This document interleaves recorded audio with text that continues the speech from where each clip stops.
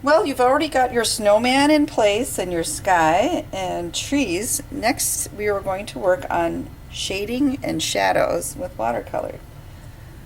For this, you want to think of the shading and shadow as being a shade darker than your background area or object. You don't want to go too crazy with the darkness. The first thing you want to think about is, where is your light coming from? Is it coming from up here, over this way? And if it's coming from this side, your shadows will be on this side and your shading as well. So I'm going to demonstrate as if my light was coming from this way. So my first step is I want a nice soft look. So I'm going to come in with some water and paint my snowman with water. I only really need to do the edge, but if you want to do more than that, you may. Be careful to stay just on the snowman. Don't go into your other painted background area.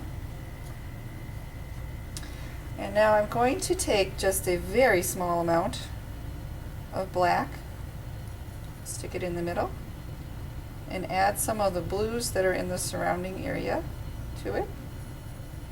So I've created a gray, but it's got some blue in it. Mason Pliska, please report to the office.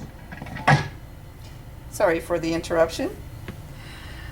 You're going to take your brush and just very lightly rub it along the edge to create your shadows.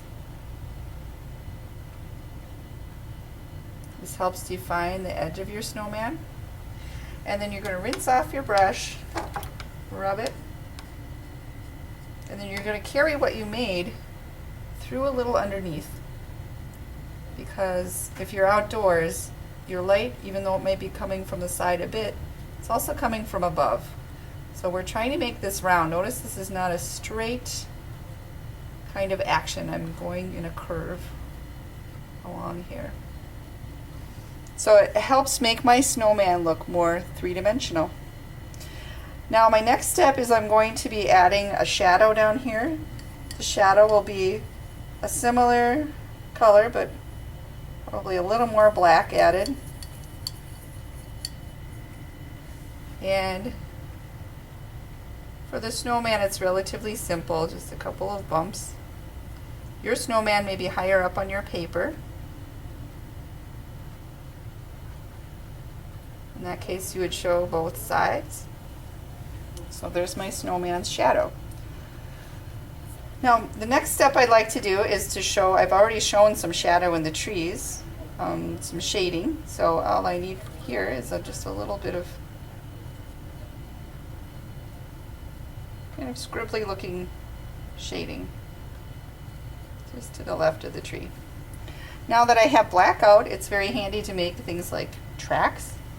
I might make some deer tracks here if I can in the snow.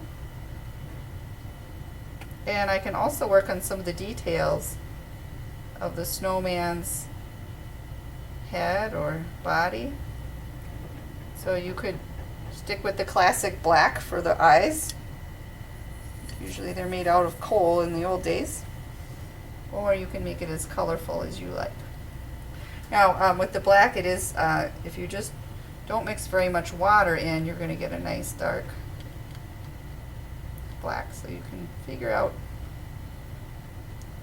how you'd like to do it. Just be a little cautious. Use a small brush so it doesn't take over. I can add buttons. I can also add scarf, some stick arms if I like, with a small brush. At this point, it's just up to you what creative details you'd like to include. If you're adding a scarf, you probably want to wait until this area is dry, and we'll go over some techniques for some more details next time.